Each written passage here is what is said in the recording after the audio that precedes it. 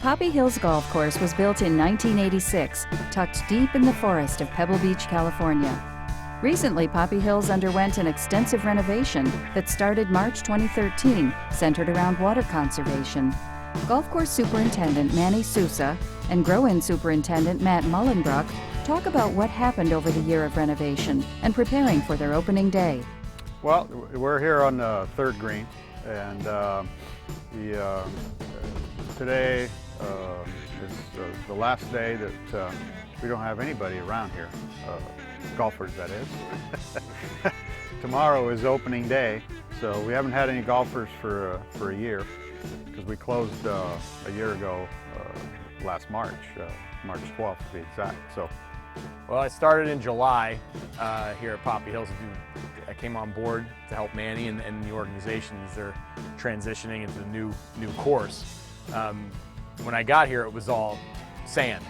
They had delayed the seeding date for various reasons, but the whole place was just sand capped and no grass out here at all. In middle of July, about 10 days after that, we started seeding. We hydro-seeded the whole entire golf course, with the exception of greens. But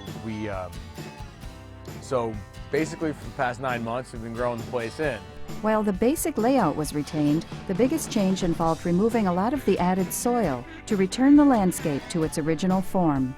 Yeah, you know, if anybody that knew the golf course before, we're still in the same track. I mean, we follow the same layout because we don't have any extra property, but it was totally different. There was, I mean, this green, third green, for example, was easily 8 feet higher than what it is. And so basically they took the whole land down to where it was originally, shall we say, you know, before they built the course the first time. And a lot of that dirt got buried in Lake on number 5 and the driving range. And then once they moved all of that dirt, then they started, you know, redoing the whole course. Many things had to fall into place in order to move forward with the renovation. The main issue that had to be dealt with was the drought that their area was and is going through.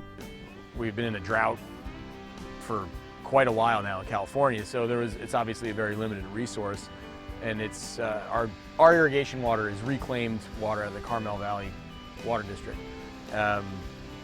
And Poppy Hills decided to delay the seeding in order to get closer to winter months to be able to, and typically water usage was down from the middle of the summer to basically to avoid the May, June heavy usage months.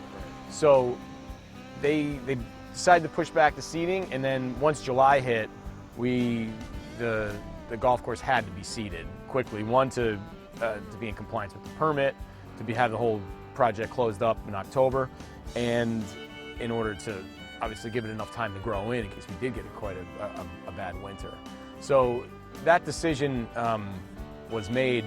The golf course superintendents got together all in the area and decided to put themselves on water restrictions. So superintendents and the clubs are all in agreement that they were going to use a certain amount of water per day so we could have more water to be able to grow in this golf course, because obviously you need more water per day for growing than necessarily maintenance.